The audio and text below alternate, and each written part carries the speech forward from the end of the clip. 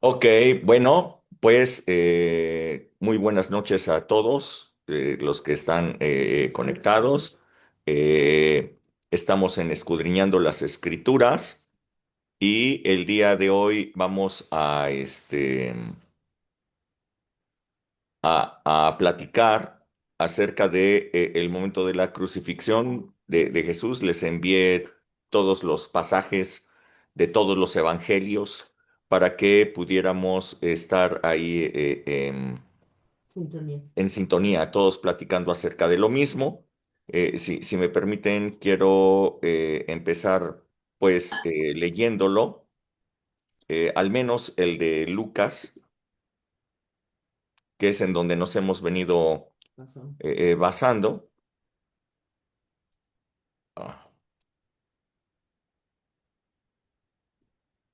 Ah, perdónenme, déjenme ver, es Lucas.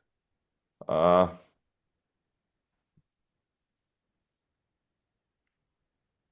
aquí está, Lucas 23, a partir del 26. Lo leo, dice, y llevándole, tomaron a cierto Simón de Cirene que venía del campo y le pusieron encima la cruz para que la llevase tras Jesús. Y le seguía gran multitud del pueblo y de mujeres que lloraban y hacían lamentación por él. Pero Jesús, vuelto hacia ellas, les dijo, hijas de Jerusalén, no lloren por mí, sino lloren por ustedes mismas y por sus hijos, porque aquí vendrán días en que dirán, bienaventuradas las estériles y los vientres que no concibieron y los pechos que no criaron. Entonces comenzarán a decir a los montes, caigan sobre nosotros y a los collados cubridnos, porque si en el árbol verde están haciendo estas cosas, en el seco, ¿qué no se hará? Llevaban también con él a otros dos que eran malhechores para ser muertos, y cuando llegaron al lugar llamado de la calavera, le crucificaron allí y a los malhechores, uno a la derecha y el otro a la izquierda, y Jesús decía, Padre, perdónalos porque no saben lo que hacen. Y repartieron entre sí sus vestidos echando suertes, y el pueblo estaba mirando, y aun los gobernantes se burlaban de él, diciendo, pues si a otro salvó, que se salve a sí mismo, si este es el Cristo, el escogido de Dios. Los soldados también le escarnecían, acercándose y presentándole vinagre y diciendo, si tú eres el rey de los judíos, sálvate a ti mismo. Había también este título escrito con letras griegas, latinas y hebreas. Este es el rey de los judíos. Y uno de los malhechores que estaban colgados le injuriaba diciendo, si tú eres el Cristo, sálvate a ti mismo y a nosotros. Respondiendo el otro, le reprendió diciendo, ni aún temes tú a Dios estando en esta misma condenación. Nosotros a la verdad justamente padecemos porque recibimos lo que merecieron nuestros hechos, mas este ningún mal hizo. Y dijo a Jesús, acuérdate de mí cuando vengas en tu reino. Entonces Jesús le dijo, de cierto te digo que hoy estarás conmigo en el paraíso. Cuando era como la hora sexta, hubo tinieblas sobre la tierra hasta la hora novena, y el sol se oscureció y el velo del templo se rasgó por la mitad. Entonces Jesús, clamando a gran voz, dijo, Padre, en tus manos encomiendo mi espíritu, y habiendo dicho esto, expiró. Cuando el centurión vio lo que había acontecido, dio gloria a Dios, diciendo verdaderamente este hombre era justo, y toda la multitud de los que estaban presentes en este espectáculo, viendo lo que había acontecido, se volvían golpeándose el pecho, pero todos sus conocidos y las mujeres que le habían seguido desde Galilea estaban desde lejos mirando estas cosas. Había un varón llamado José de Arimatea, ciudad de Judea, el cual era miembro del concilio, varón bueno y justo, este que también esperaba el reino de Dios y no había consentido en el acuerdo ni en los hechos de ellos, fue a Pilato y pidió el cuerpo de Jesús. Y quitándolo, lo envolvió en una sábana y lo puso en un sepulcro abierto en una peña, en el cual no se había puesto a nadie. Era el día de la preparación y estaba por comenzar el día de reposo. Y las mujeres que habían venido con él desde Galilea siguieron también y vieron el sepulcro y cómo fue puesto su cuerpo. Y vueltas prepararon especias aromáticas y ungüentos y descansaron el día de reposo conforme al mandamiento. Ok, muy bien. En todos estos sucesos sobre la crucifixión, espero que ustedes hayan leído todos los evangelios, de todas las citas que les mandé, porque en realidad aquí sí cada narrador del Evangelio aporta cosas diferentes, unos de los otros están nutriendo esta narrativa con muchas cosas diferentes, así es que la verdad es que hay muchísimo de lo que hay que platicar en estos acontecimientos, así es que no sé quién quiera iniciar platicándonos lo que descubrió al escudriñar la palabra de Dios. Levante la mano el que quiera empezar.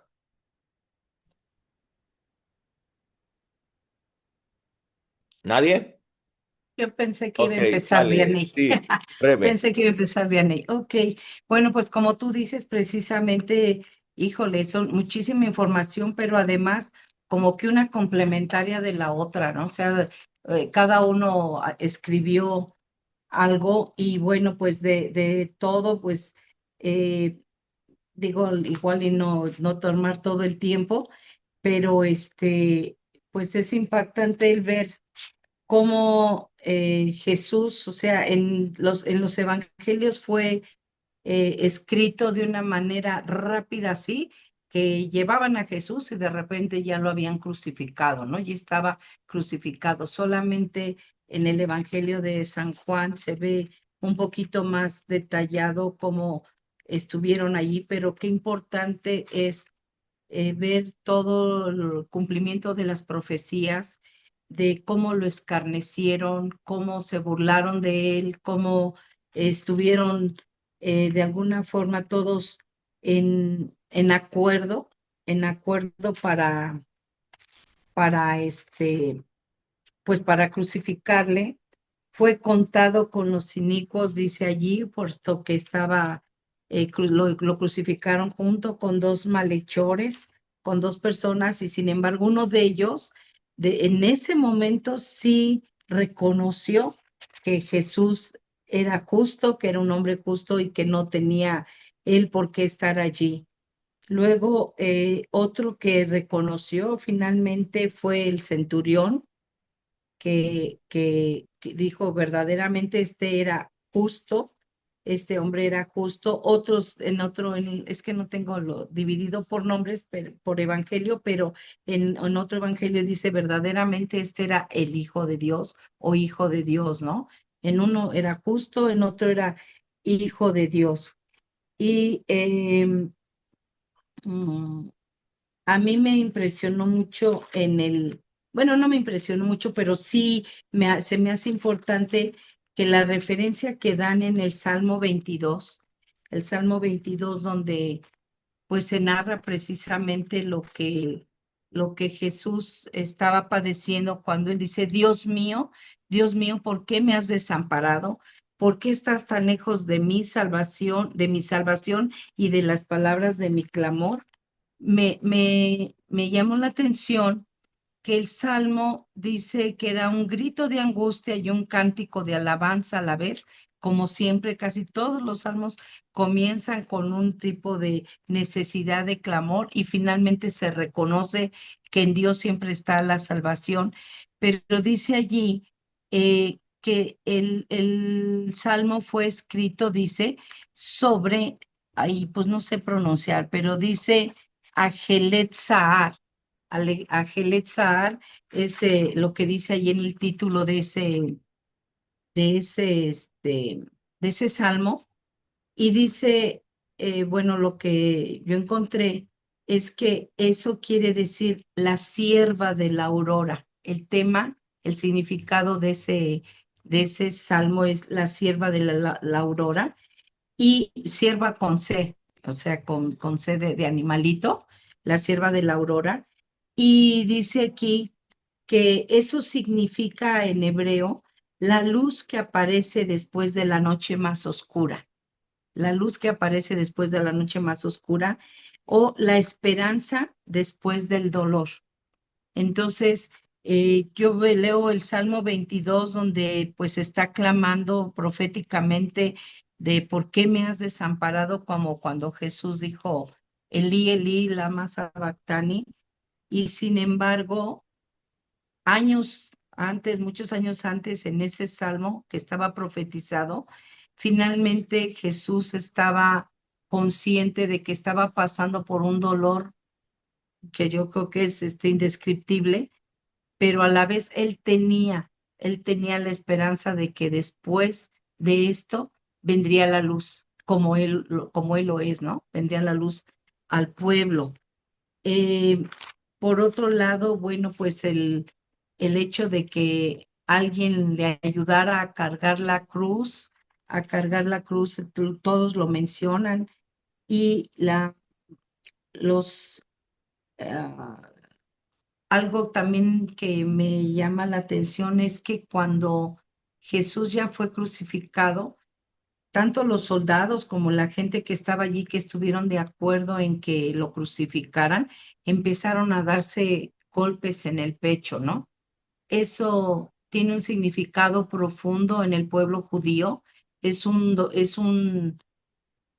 Una señal de duelo, de un dolor profundo, de arrepentimiento, incluso hasta la fecha lo usan los judíos, y es una muestra física externa de arrepentimiento. Entonces, desde allí empezaron a ver que verdaderamente se habían equivocado, ¿no? A pesar de que estaban burlándose él y diciéndole, si eres rey de los judíos y si tú vas a levantar el templo en 3 días, pues sálvate, sálvate a ti mismo, tú puedes hacerlo. Y sin embargo, cuando ya él expiró y que empezaron las tinieblas y que hubo ese terremoto o ese temblor, no lo sé, este, se dieron cuenta de que era especial esa persona, de que no era cualquier hombre, y fue cuando empezaron a reconocer que Jesús era verdaderamente un hombre justo y otros, pues verdaderamente el Hijo de Dios, el rey seguramente de los judíos, aunque no lo expresaron, pero con esa expresión de darse golpes en el pecho, pues sí.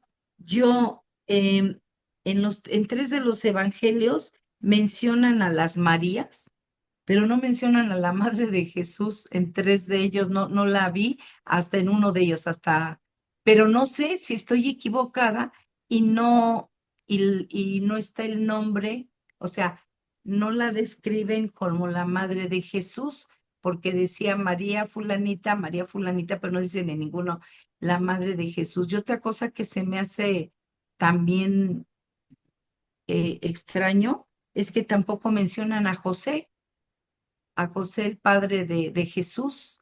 Yo eso sí quiero aquí preguntar, si ustedes me pueden dar información, porque yo estuve viendo en los 4 evangelios y solamente en uno, creo que se menciona a la madre de Jesús, no sé, que estuviera allí, porque se habla de otras 2 Marías, pero ninguna la describen como la madre de Jesús.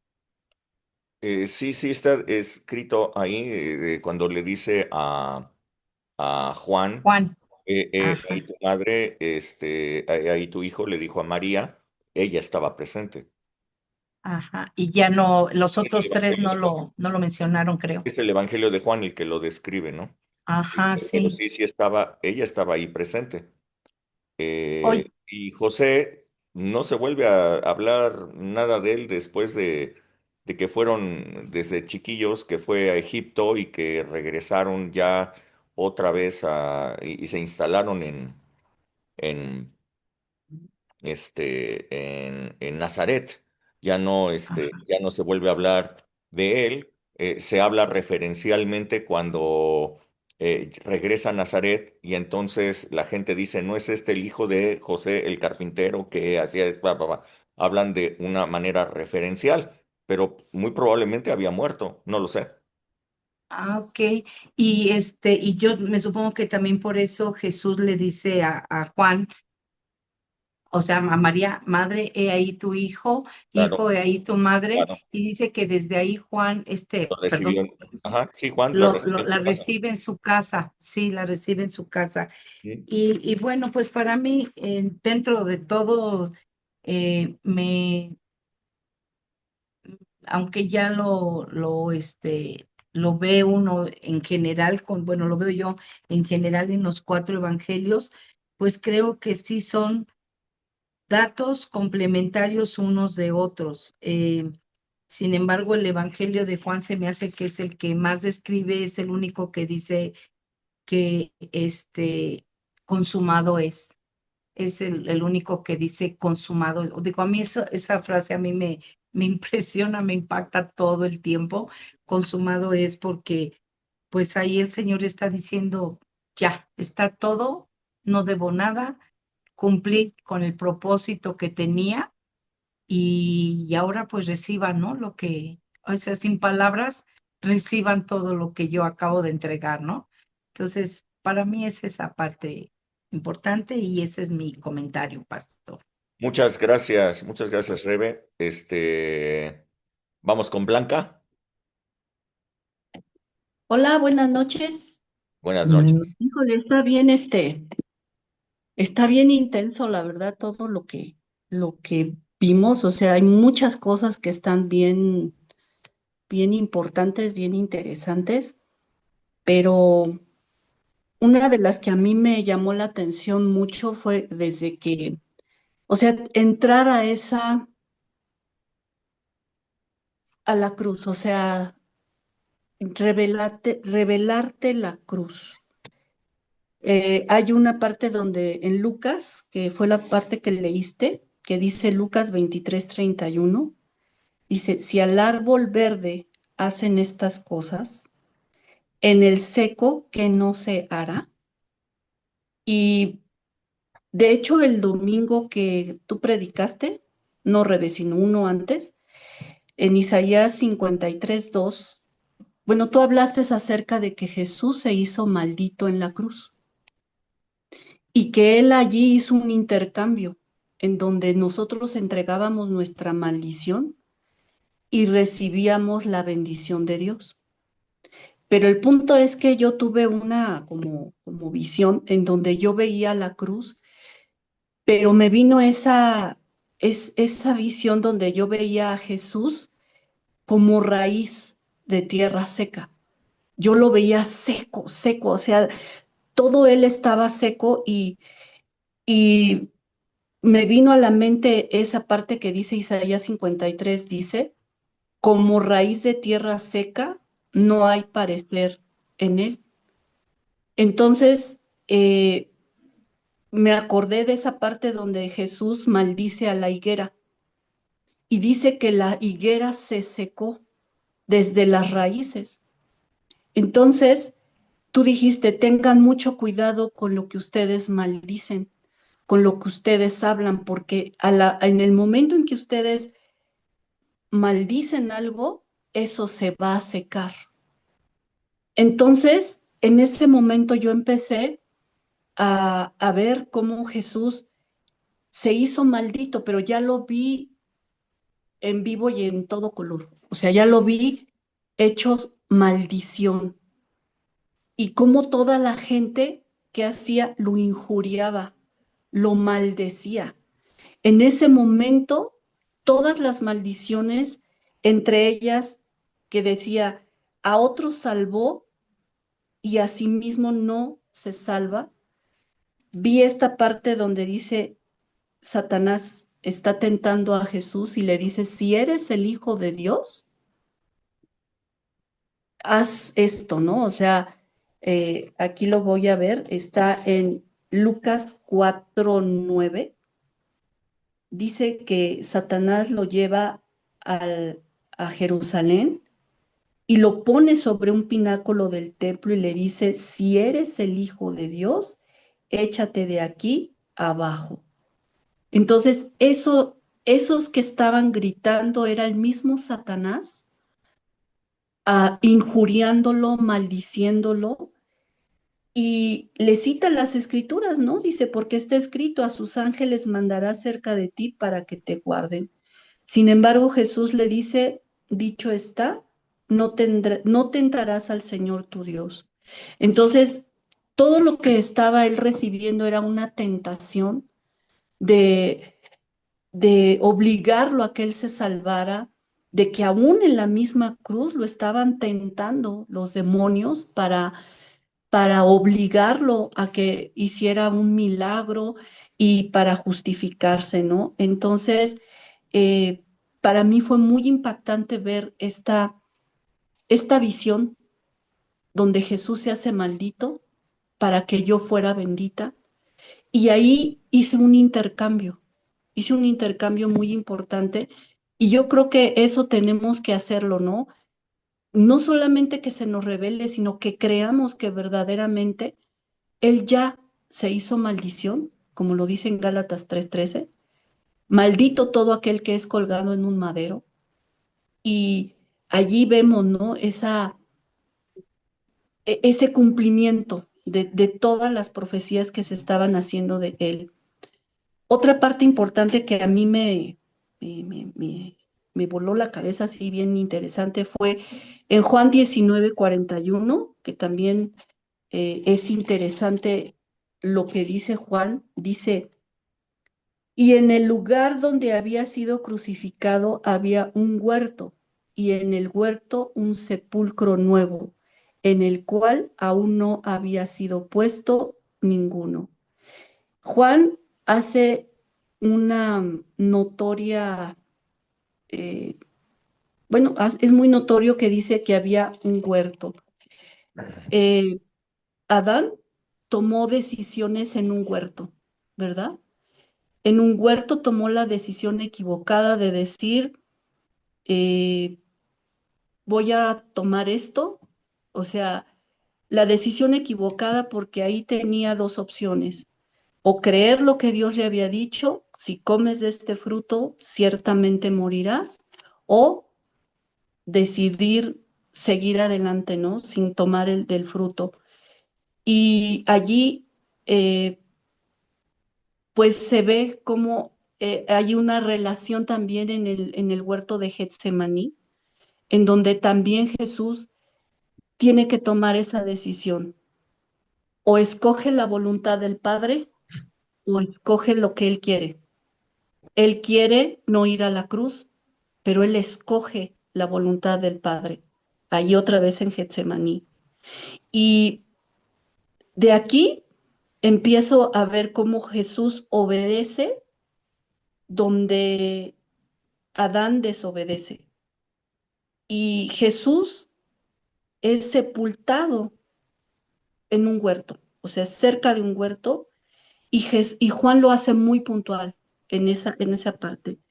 Entonces, así como la historia de la falla humana comenzó en un huerto, la nueva humanidad comienza también en un huerto, en donde Jesús es plantado como una semilla en un jardín, de donde surge una nueva vida para todos, que es la resurrección, en donde Adán cierra la puerta o la vida y el acceso a Dios, Jesús ahora la recupera ahí, en ese momento, en donde Adán cierra el acceso al Padre, Jesús ahora abre el acceso al Padre.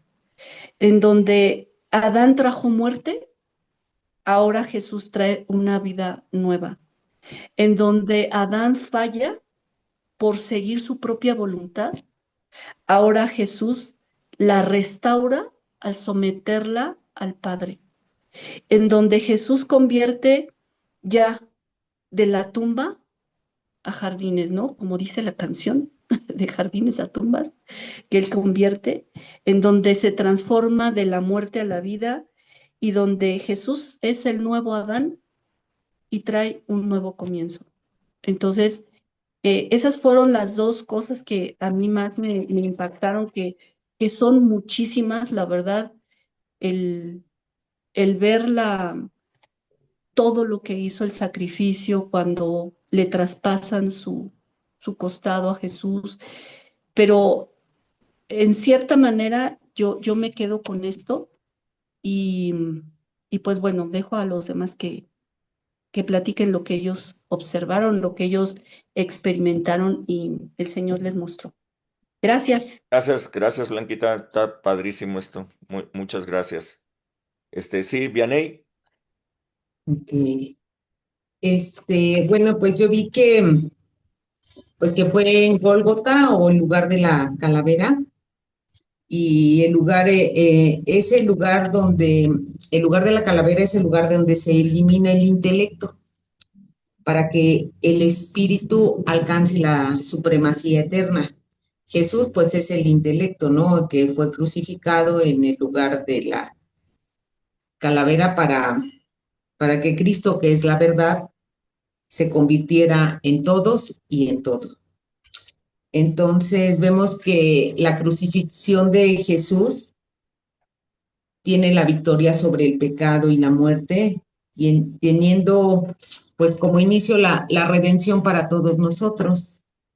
Entonces, cuando a Jesús le dan de beber el vinagre, bueno, hay aquí como en algunos como que dicen que lo rechazó, otros dicen que lo aceptó, pero realmente no lo bebió. Que el vinagre se le llamaba una posca, que también los soldados solían tomarlo en esa época, y pero vemos que simboliza el sufrimiento, la amargura de la humillación y la burla, ¿no? De lo que él enfrentó en la cruz. Y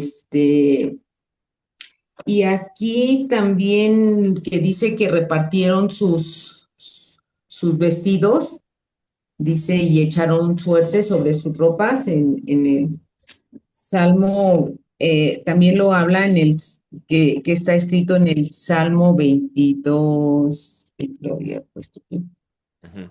Salmo 22, 18, dice, repartieron entre sí mis vestidos y sobre mi ropa echaron suerte, ¿no? Eso que ya era una profecía que había sido escrita. Entonces, y que también que dice que el cordero en Juan, que era sacrificado, y sus huesos no fueron quebrados.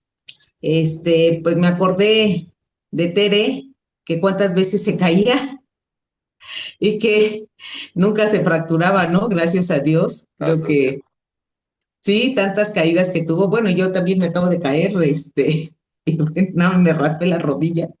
Y yo digo, bueno, pues es algo también para nosotros que Dios nos guarda en ese momento de alguna fractura. Así vemos como Jesús no fueron fracturados sus piernas, que pues aunque nada más ya al final le metieron una lanza para un soldado, pero vemos que no fueron, eso también estaba ahí, que no iban a ser sus huesos. Y también en Juan 36 dice, para que se cumpliese, no serán quebrados sus huesos. Y también otra escritura dice, mirarán al que traspasaron, que dice en Zacarías 12:10, dice, y derramaré sobre la casa de Alcance y Gracia Sin Fronteras, dice, el espíritu de gracia y de oración, y me mirarán a mí, a quien traspasaron, y llorarán como lloran por el Hijo unigénito. Pero bueno, nosotros ya nos alegramos por lo que Él hizo en la cruz realmente. El espíritu de gracia está sobre nosotros, lo creemos. Y vemos que también como de los dos ladrones, uno reconoció a Jesús en el último momento pues de su vida, y Jesús le dio la entrada al reino porque pues él lo reconoció, ¿no? Y también cuando él clama, ¿no? Eloí, Eloí lama sabactani, entonces vemos cómo entró en él pues el pecado del mundo, ¿no? Entró en Jesús él pues se sintió esa angustia realmente porque pues él no tenía pecado, no era un hombre este como hijo de Dios, realmente que nunca había pecado. Y entonces vemos que también el velo, cuando él muere, el velo se rasgó en dos, de arriba abajo. Y entonces desde ese momento Dios nos dio la entrada a su presencia, a todos los que reconocemos a Jesús en nuestra vida. Y, y aparte de que, bueno, antes él dijo, pues Padre, perdónalos porque no saben lo que hacen. Entonces vemos que Jesús tuvo la misericordia de ellos, así como para con nosotros nos ha perdonado, que a pesar de que lo habían insultado, lo habían vituperado, entonces pues igual nosotros nos ha perdonado Jesús de todo lo que hemos hecho y también pues nosotros debemos de perdonar. Aquí como dice en Mateo 18 dice, en 18:15 dice, ¿cómo se debe perdonar al hermano? Por tanto, si tu hermano peca contra ti, ve y repréndele estando tú y él solo, si te oyere, has ganado a tu hermano. Mas si no te oyere, toma aún contigo uno o dos, para que en boca de dos o tres testigos conste toda palabra. Si no los oyere a ellos, dilo a la iglesia, y si no oyere a la iglesia, tenle por gentil y publicano. De cierto te digo que todo lo que ates en la tierra será atado en el cielo, y todo lo que desates en la tierra será desatado en el cielo. Otra vez les digo que si dos de ustedes se pusieren de acuerdo en la tierra acerca de cualquier cosa que pidieren, les será hecho por mi Padre que está en los cielos. Porque donde están dos o tres congregados en mi nombre, allí estoy yo en medio de ellos. Entonces Pedro se le acercó y le dijo, ¿cuántas veces perdonaré a mi hermano que peque contra mí? ¿Hasta 7? Jesús le dijo, no te digo hasta 7, sino hasta 70 veces 7. Entonces, pues eso quiere decir que infinitamente, ¿no? Debemos de perdonar, como Jesús lo hizo con nosotros, él nos ha perdonado, entonces, pues todo lo que fallamos nosotros y aún los pecados futuros o los errores que tengamos en el futuro, Él ya nos ha perdonado, ¿no? Entonces, saber que Jesús vive en nosotros, quien ha quitado nuestros pecados, nos ha quitado un peso de encima, ¿no? Su gracia y su verdad está ahora en nosotros, como dice en Juan 8:32, conocerás la verdad y la verdad te hará libre. Y así vemos cómo a él cuando dio su último suspiro y hubo un terremoto, todo lo que sucedió, pero pues muchos pudieron reconocer que él era verdaderamente el Hijo de Dios. Ahí los soldados y muchas dijeron verdaderamente él era el Hijo de Dios, ¿no? Entonces, pues así, igual yo creo que llegó un terremoto muchas veces a nuestras vidas y fue transformada, reconociendo que, pues que Él es el Hijo de Dios y que Él ahora habita en nosotros y gracias por ese sacrificio que Él hizo en la cruz. Gracias, Vianey. Muchísimas gracias. ¿Alguien más quiere comentar de todos estos pasajes? A Juan Manuel. Sí, solamente una, algo que me llamó mucho la atención cuando es en Lucas 28, cuando dice que hay varias mujeres que están llorando por él y que él les dice que no lloren por él, no lloren por mí, sino lloren por ustedes mismas y por sus hijos. Este es un llamado que hace específicamente aquí a las mujeres, ¿no? Que están ellas llorando por el sufrimiento que le está padeciendo. Y les recuerda aquí, entiendo aquí lo que yo alcanzo a discernir, que les recuerda eh, a las vírgenes sensatas y las insensatas, las mujeres sensatas e insensatas, que deben preservar sus lámparas con aceite para cuando la venida del Señor sea. A eso se refiere y dice que, eh, lo cito aquí, dice entonces, mm, bueno,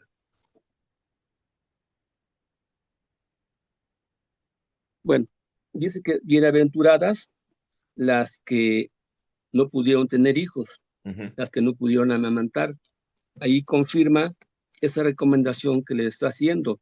Recordemos que Jesús dice que a las vírgenes insensatas, pues que hay de aquellas que estén dando a luz, ¿verdad? Las mujeres que están amamantando, dando a luz, y cita aquí la, pues la condena que se va a dar para esas personas, porque en vez de estar con sus lámparas encendidas, ellas están en otras cosas del mundo y no están a la espera del Señor como Él lo manifiesta. Eso es lo que a mí me llama la atención, que nada más lo toca Lucas y pues sí es un llamado que le está haciendo a las mujeres que están llorando y que les dice que lloren por ellos y por tus hijos.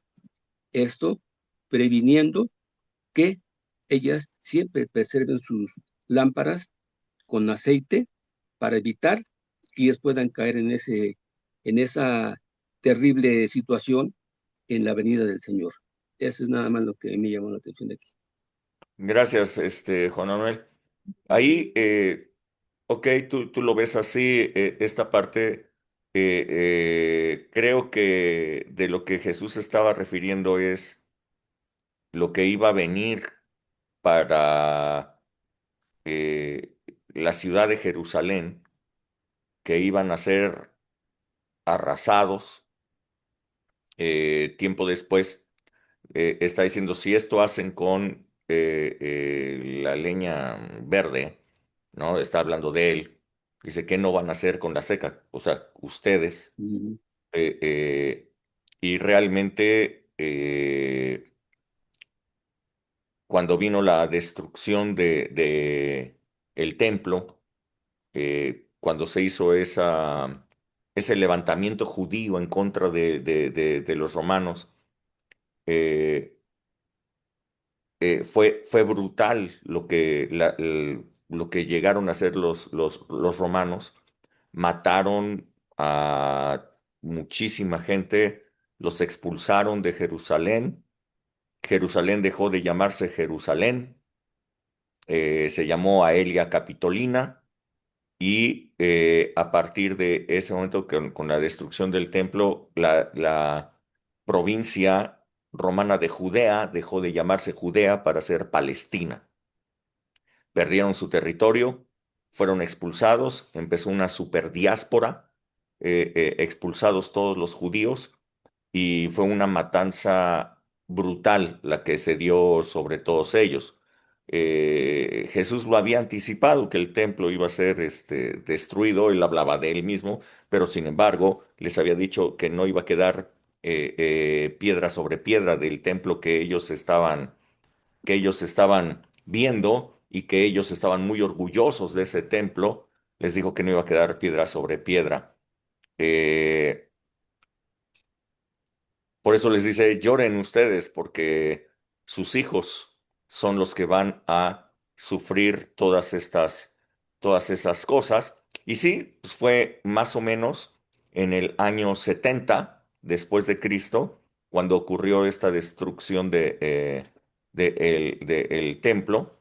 Estamos hablando que 37 años, 35 años después de la crucifixión de Jesús, cuando ocurrió esta destrucción del templo, y toda esta masacre y toda esta muerte terrible que hubo sobre los judíos. Sí, Blanca. Sí, eso, bueno, retomando lo que dices, eso lo dijiste en una de las clases de obreros. Sí, fuiste muy puntual en darnos esa explicación en la escuela de obreros, pero yo quería retomar la parte que habló esta Rebe, cuando dijo el Señor, consumado es. Eh, l- es que esto no lo leí, pero sí, yo busqué qué significa esto de consumado es, y aquí él estaba diciendo que él ya había cumplido con tomar la copa o beber la copa de la ira de Dios, y que viene de una palabra que significa, bueno, que es tetelestai, que significa concluir, finalizar, pagar por completo. Entonces ahí él ya estaba decretando a todos los cielos, a la tierra, a todo y debajo de la tierra, que ya se había pagado la deuda, que ya el pago por el pecado ya se pagó, y también se puede interpretar como que toda la escritura ya él la había cumplido. Entonces, esto no lo dije, pero sí lo anoté, pero bueno, ahorita me acordé que lo retomó Rebe, esta parte también se me hace muy, muy interesante, el que él proclama que ya se cumplió la ley. Él dijo, yo vine a cumplir la ley. Entonces, ¿cómo? Pues bebiendo la copa de la ira de Dios y dándonos pues esta salvación y esta gracia, ¿no? Ahí empieza la gracia que el Señor nos está poniendo delante. Bebamos esa copa ahora de la gracia. Gracias, Rubén. Amén. ¿Alguien más quiere comentar algo? Si no, voy yo, ¿no? Bueno, a ver, permítanme entonces. Ah, tomado de todos los evangelios que hemos leído, bueno, varias cosas que son como para observar, ¿no?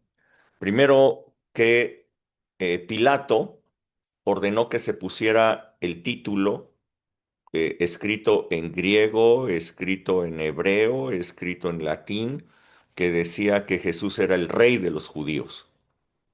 Eh, en, en parte creo que este título que le puso en la parte superior de la cruz eh, estaba basado en la plática que él había tenido con Jesús, en donde Jesús le había dicho que sí era rey, pero no era un rey de este mundo. Pero igualmente creo que era una burla de parte de Pilato, no para Jesús, sino que él se estaba burlando del Sanedrín, ¿ok?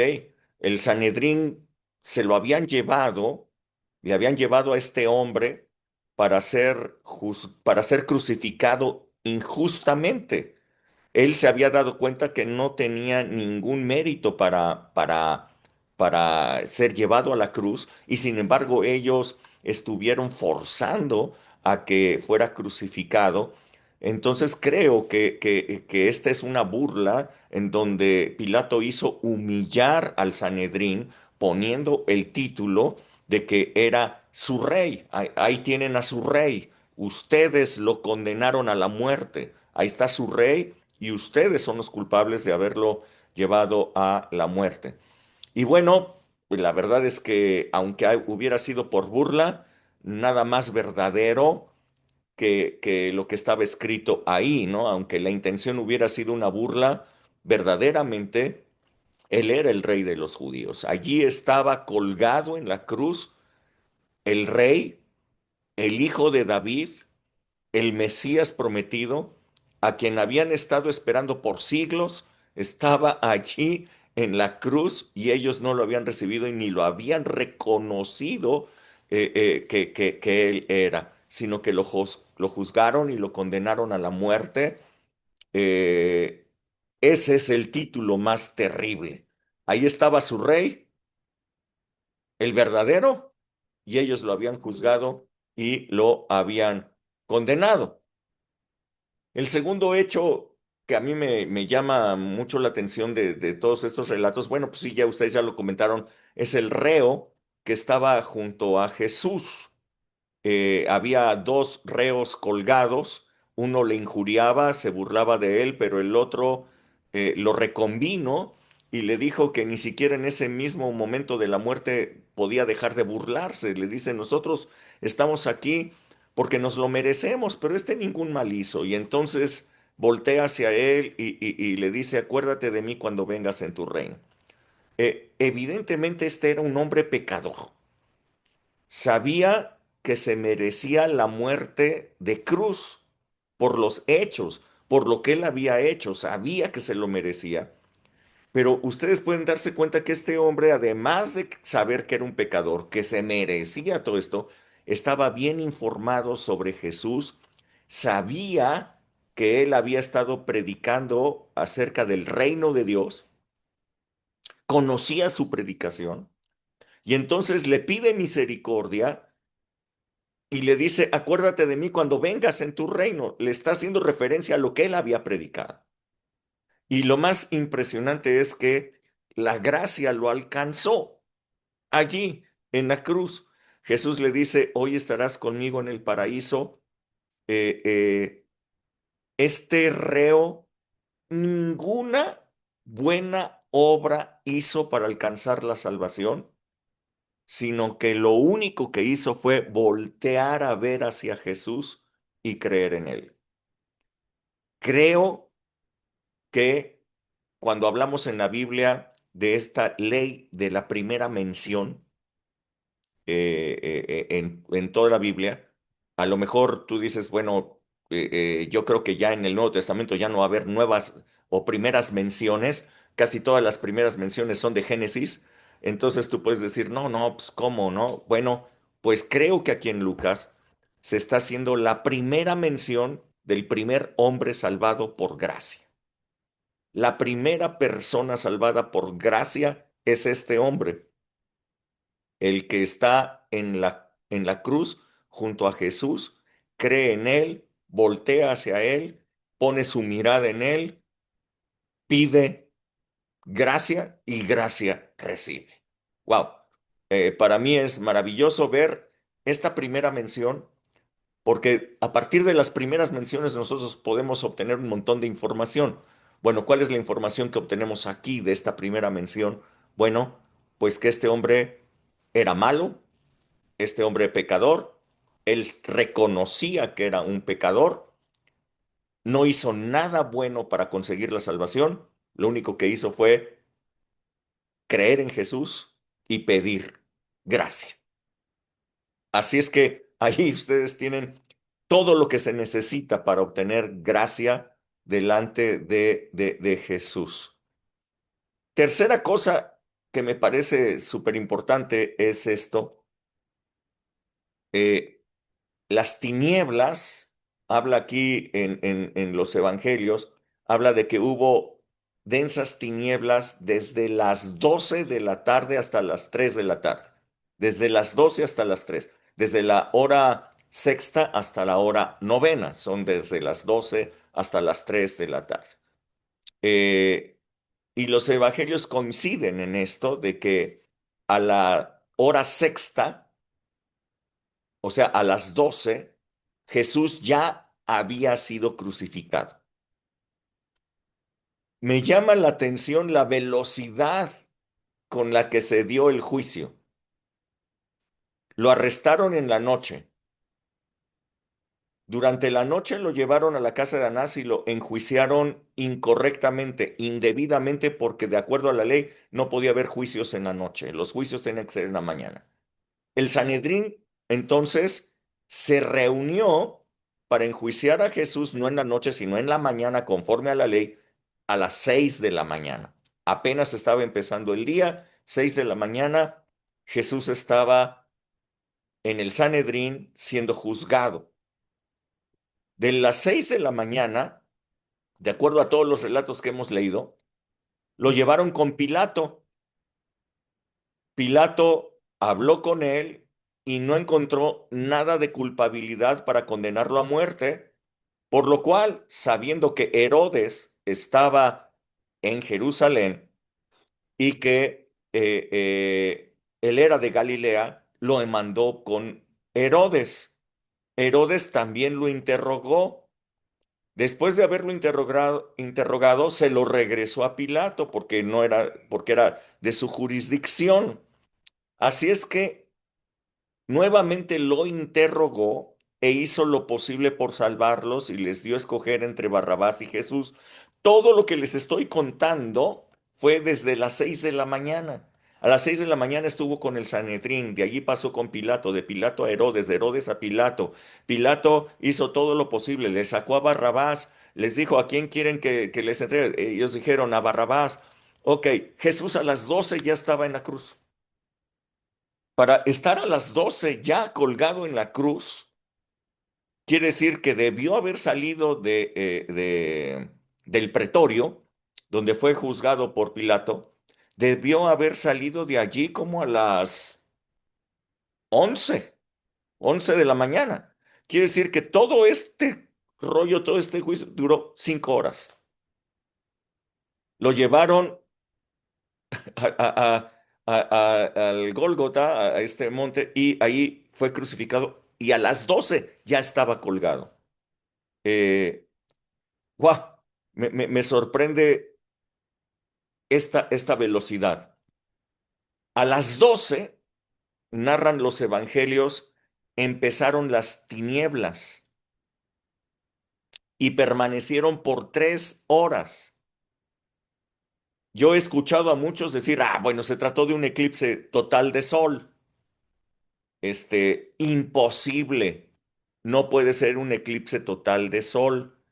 Primero que nada, un eclipse no dura 3 horas. Un eclipse dura solo unos minutos. Además, otro dato sobresaliente es que la crucifixión de Jesús se dio en la Pascua y la Pascua coincidía con la luna llena. Los eclipses solamente ocurren en luna nueva, no pueden estar en luna llena, ¿ok? No puede ser. Para que ocurra un eclipse tiene que estar la luna entre el sol y la tierra. No puede estar del otro lado, ¿ok? Así es que no, imposible. No, no, no pudo haber sido un eclipse. ¿De qué se trataba entonces estas tinieblas? O sea, porque hubo tinieblas por 3 horas. Y bueno, yo les doy algunos datos sobresalientes de esto. Y es que Amós capítulo 8 y verso 9, Amós 8:9, si lo quieren apuntar allí entre sus datos, dice, acontecerá en aquel día, dice Jehová el Señor, que haré que se ponga el sol a mediodía y cubriré de tinieblas la tierra en el día claro. ¿De qué día está hablando aquí el Señor? No hay otro día sino el día de Jehová. A este día se le llama en la palabra, en las profecías, a este día se le llama el día de Jehová. Ok. ¿Qué sucedería en ese día? Acontecerá en aquel día, dice Jehová, estoy leyendo Amós 8:9, que haré que se ponga el sol a mediodía y cubriré de tinieblas la tierra en el día claro. Amós 5:18 dice, hay de los que desean el día de Jehová. ¿Para qué quieren ese día de Jehová? Ese día será de tinieblas y no de luz, como el que huye de delante del león y se encuentra con el oso, o como si entrara en casa y apoyare su mano en la pared y le muerde una culebra. ¿No será el día de Jehová tinieblas y no luz, oscuridad que no tiene resplandor? Este es el día de Jehová, un día de tinieblas y no de luz. Sofonías 1:14 también está hablando de ese día. Sofonías 1:14 dice, cercano está el día grande de Jehová, cercano y muy próximo. Es amarga la voz del día de Jehová, gritará allí el valiente. Día de ira aquel día. día de angustia y de aprieto, día de alboroto y de asolamiento, día de tinieblas y de oscuridad, día de nublado y de entenebrecimiento, día de trompeta y de algázara sobre las ciudades fortificadas y sobre las altas torres. Ok, este es el día de Jehová. Joel 2:30 también lo dice, y daré prodigios en el cielo y en la tierra, sangre y fuego y columnas de humo. El sol se convertirá en tinieblas y la luna en sangre antes de que venga el día grande y espantoso de Jehová, y todo aquel que invocar el nombre de Jehová será salvo. Wow. Este es el día de Jehová, el día del juicio, el día del juicio sobre el pecado, el día en donde todo el pecado iba sobre su ungido. Era un día amargo, era un día de ira, un día en donde la ira de Dios estaría juzgando todo el pecado, un día de angustia, un día de aprieto, dice Sofonías. Pero escuchen lo que dice Joel, esto es impresionante. Dice, el sol se convertirá en tinieblas y la luna en sangre antes de que venga el día de Jehová grande y espantoso. Eso es lo que estaba ocurriendo, tinieblas en, en el mediodía. Y entonces el verso 32 dice, y todo aquel que invocare el nombre de Jehová será salvo. Lo que le ocurrió al reo. El reo que estaba junto a Jesús invocó el nombre de Jesús, invocó su nombre y fue salvo. En ese momento, en ese día, a partir de ese día, a partir de ese espantoso día, a partir de ese día horrible, nosotros tenemos salvación. Todo aquel que invoque el nombre de Jehová será salvo. Ahí ocurrió algo. Ustedes hablaron ya. El velo se rasgó de arriba hacia abajo. Esto ocurrió a las 3 de la tarde, cuando Jesús expiró. Uno de los evangelios dice, Padre, encomiendo mi espíritu, en tus manos encomiendo mi espíritu. El evangelio de Juan dice, consumado es. Jesús dijo estas palabras, expiró, eran las 3 de la tarde. No es casualidad que fueran las 3 de la tarde. Dice que fueron de la hora sexta a la hora novena. No es casualidad. Éxodo 12:5, Éxodo 12:5 había hablado de esto. En el ritual que ellos tenían que hacer para la Pascua, Dios les ordena, Éxodo 12:5 les dice, el animal que ustedes van a sacrificar deberá de ser sin defecto. Jesús era sin defecto. Macho de un año lo tomarán de las ovejas o de las cabras y lo guardarán hasta el día 14 de este mes y lo inmolará toda la congregación del pueblo de Israel entre las 2 tardes. Entre las 2 tardes, esto es las 3 de la tarde, entre las 2 tardes. Y tomarán de la sangre y la pondrán en los postes y en el dintel de las casas en que lo hayan de comer. Jesús habría dicho, Padre, ¿por qué me has abandonado? Y es que el pecado de toda la humanidad estaba sobre Jesús, la presencia de Dios se había retirado, y es que el pecado hace división entre Dios y los hombres. Entonces, Jesús dijo, consumado es decir, todo lo que se tenía que haber hecho ya fue hecho. Consumado querría decir, la ley ha sido totalmente cumplida. Jesús dijo, yo no vine para abrogar la ley, vine para cumplirla. Y la ley había sido totalmente cumplida.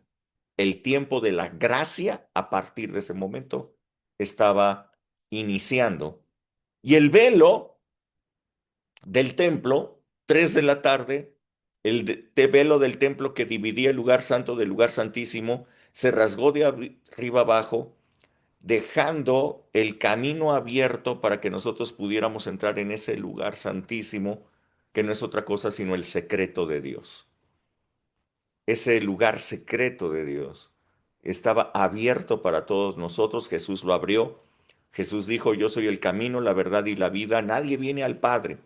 El camino al Padre había quedado abierto. La puerta estaba abierta para que para que todos nosotros pudiéramos entrar a ese lugar. Quinta cosa que me llama la atención acá es que el costado de Jesús fue traspasado. Eh, en el Evangelio de Juan se declara esto, y es porque querían comprobar que Jesús ya hubiera muerto. Por eso traspasaron eh, eh, su, su costado, para llegar al corazón, pues, o sea, traspasar el corazón. Eh, lo que llama la atención es que, dice Juan, salió agua y sangre. Y es que la palabra de Dios dice que la vida de la carne está en la sangre. Jesús iba a resucitar, pero toda su sangre había sido derramada, hasta la última gota. Fue traspasado su corazón para que saliera toda la sangre, de tal manera que la resurrección no podía ya ser en la carne. Era un nuevo cuerpo, pero un cuerpo espiritual. El cuerpo nuevo espiritual no tiene la vida en la sangre, sino su vida está en el Espíritu Santo. El Espíritu de Dios es el que le da vida.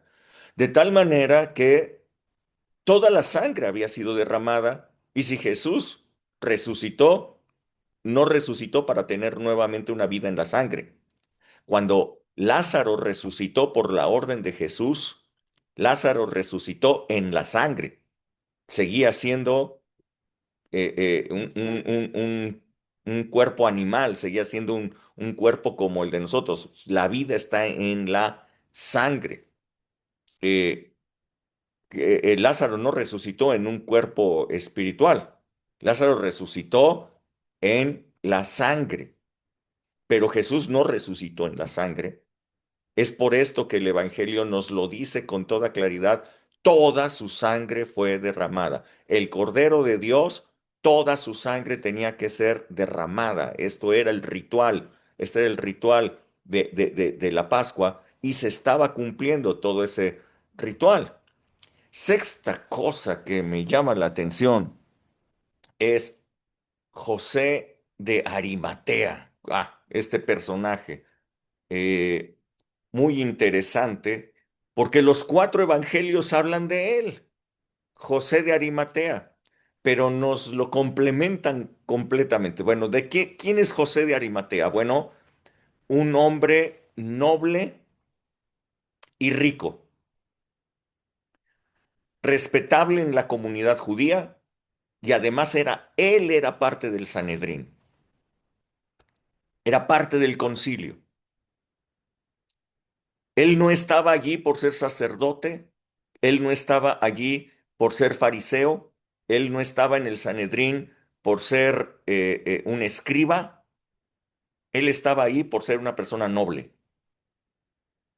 rica, importante, respetada. Y dice la palabra que él era discípulo de Jesús en secreto. Uno de los evangelios lo dice. Y que además no estuvo de acuerdo con la sentencia que le dieron a Jesús en aquel juicio. Así es que ese hombre fue a Pilato, recuperó el cuerpo de Jesús y lo sepultó en una cueva que él mismo había preparado de antemano. ¡Wow! Yo no sé si la preparó para Jesús. Yo no sé si él había preparado esa tumba para él o para su familia o para Jesús. Pero esa tumba era nueva. esa tumba estaba allí y esa tumba estaba preparada para que Jesús llegara ahí, como lo dijo Blanquita, en ese huerto, porque era en ese huerto donde tenía que resucitar Jesús. Y junto a él aparece otro personaje, Nicodemo. Este sí era fariseo, también era parte del Sanedrín, uno de los más importantes. Es el que buscó a Jesús de noche. Él sabía que nadie podía hacer las obras que hacía Jesús si Dios no estaba con él. Así es que podemos ver que estos dos personajes, Nicodemo y José de Arimatea, además de que no estuvieron de acuerdo en la sentencia del Sanedrín, lo cual quiere decir que el Sanedrín no tomó la decisión por unanimidad, sino que ese juicio más bien se impuso por la orden de Caifás, que era el sumo sacerdote y era el que dirigía el Sanedrín. Estos dos personajes además parece que reconocieron al final que Jesús verdaderamente era el Hijo de Dios. Eh, no los demás, porque los demás, incluso los demás miembros del Sanedrín y personajes importantes de allí, incluso pidieron poner una guardia, esta es la séptima cosa que me llama la atención, poner una guardia sobre la tumba. El Evangelio de Mateo lo dice, que los principales sacerdotes acompañados por fariseos acudieron a Pilato, pero para poner una guardia, para que no se fueran a robar el cuerpo, porque él había dicho que podía resucitar al tercer día. Entonces querían evitar que se robaran el cuerpo porque entonces iban a proclamar que había resucitado. El hecho es que resucitó a pesar de la guardia y después, bueno, ya lo vamos a ver la próxima semana. Pagaron a esa guardia, les dieron dinero para que ellos dijeron, para que ellos empezaran a hablar diciendo que habían sido los discípulos los que habían ido, se habían robado el cuerpo y los habían golpeado. Así es que este Sanedrín es gracioso porque eran conocedores de la ley. Y yo les he hablado aquí de cosas que se cumplieron, clarísimas que se cumplieron delante de ellos, y no las, con todo y todo esto, no lo reconocieron. Esto del día de tinieblas, del día de Jehová, no reconocieron que todo lo que decía Amós, Sofonías, Joel, estaba sucediendo entre las 12 y las 3 de la tarde. No pudieron darse cuenta, aunque conocían toda la ley. Wow. Eh, me llama mucho la atención. Bueno, ah, otro dato más que pueden ustedes tomar de aquí, este ya no es tan relevante, pero bueno, dice aquí que la persona que cargó la cruz de Jesús, ¿cómo se llamaba este hombre? Era José de Sirene. De Cirene. Ujú. Ajá. Este hombre, y luego Mateo dice que era el padre de Alejandro y Rufo. Lo da como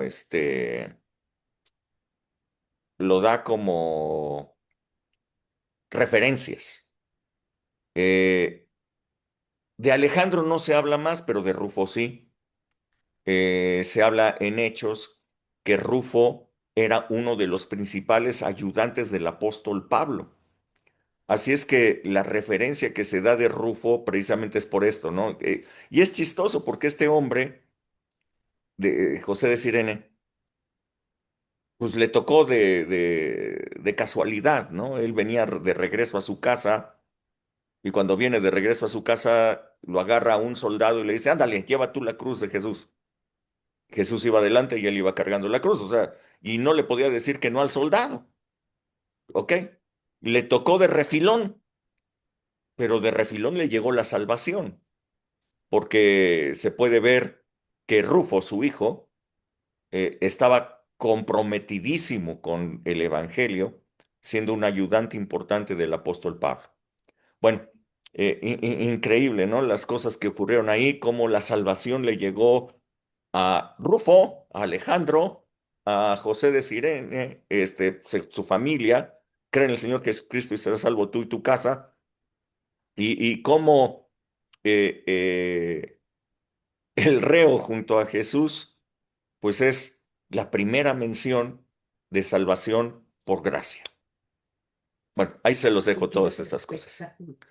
Otro dato es que esto era un espectáculo, dice el Evangelio de Lucas, dice, la crucifixión fue un espectáculo de cómo el diablo fue derrotado, de cómo la salvación llegó a toda la humanidad. Un espectáculo macabro, pero un espectáculo. Bueno, ¿algo más que quieran comentar? Sí, Rebe. Nada más no, algo poquito más, dice lo conforme a lo que dijiste de que Pilato realmente se estaba burlando del Sanedrín cuando le puso el rey de los judíos. Dice allí en Juan 19:21, dijeron a Pilato los principales sacerdotes de los judíos, no escribas, rey de los judíos, sino que él dijo, soy rey de los judíos. Y le respondió Pilato, lo que he escrito, lo he escrito. O sea, ahora se aguanta, porque ¿Eh? yo, yo lo estoy diciendo y sí realmente creo yo que aquí podemos confirmar que sí realmente él no estaba de acuerdo, él sabía que Jesús era justo y que ellos lo habían rechazado. Ese era el comentario nada más. Yo mi comentario era de que, como decías, Becky, que estaba María y otra María y otra María, ¿no? Pero aquí leyendo yo dice, y así lo hicieron los soldados, estaban junto a la cruz de Jesús su madre, o sea, así estaba su madre de Jesús, porque dice, y la hermana de su madre, María, mujer de Cleofas, y María Magdalena. Entonces, cuando vio Jesús a su madre y al discípulo a quien él amaba, que estaba presente, dijo a su madre, mujer, he aquí tu hijo. Entonces, ya no le entendí si era, mujer, he ahí tu hijo, o sea, se lo dice a la Ajá. madre de Jesús. A la madre de Jesús, o sea, a su mamá, Jesús le está diciendo, he ahí tu hijo, o sea, toma a Juan, tómalo por hijo, y a Juan le dijo, Juan, toma a María como tu mamá. Algo así como para que no te vas a quedar sin hijo, ¿no? Algo Ahí te así como dejo a para Juan. que, algo así Ahí te como dejo no a... te vas a quedar sola, no te vas a quedar Ajá, desprotegido. ajá, Y sí, ahí tu madre, y desde aquella hora el discípulo la recibió en en su su casa. casa. Sí, sí, sí, sí. Gracias, Pati. Muy bien, Ah, pues, chicos. las Marías, ¿no? Lo que decías, que había Las- María, María, María, Sí, entonces, oye, era el nombre más popular, no sabían otro nombre que poner. Y yo sí, creo que de ahí vienen las tres Marías, de ahí de la Marquesa. no, de allá, sí, de la Marquesa, sí, cierto. Estoy hablando de otra cosa. Sí, sí, sí. Muy bien, chicos, pues vámonos. Sí, pastor. ¿Nadie más tiene algo que comentar? ¿No? Ay, No, ya Les no. digo que era muy rico para comentar todo esto. Cada, cada Dato. evangelio le puso un aderezo de diferente información. Entonces, cuando tú lo lees, ya sacas toda la información así. Ok, todas las cosas que sucedieron en ese momento es una crónica desde diferentes puntos de vista, tal vez, no sé, güey, pero qué interesante, qué padrísimo, ¿no? Sí, sí, sí, sí, gracias a Dios. Muy bien, pues que Dios les bendiga, que estén muy bien. Nos vemos Gracias. próximamente el domingo. Gracias, Dios. igualmente. Hasta Buenas luego. Bye noches. bye. Hasta luego. Bye. Buenas Gracias. noches. Bendiciones. Descansen. Buenas noches.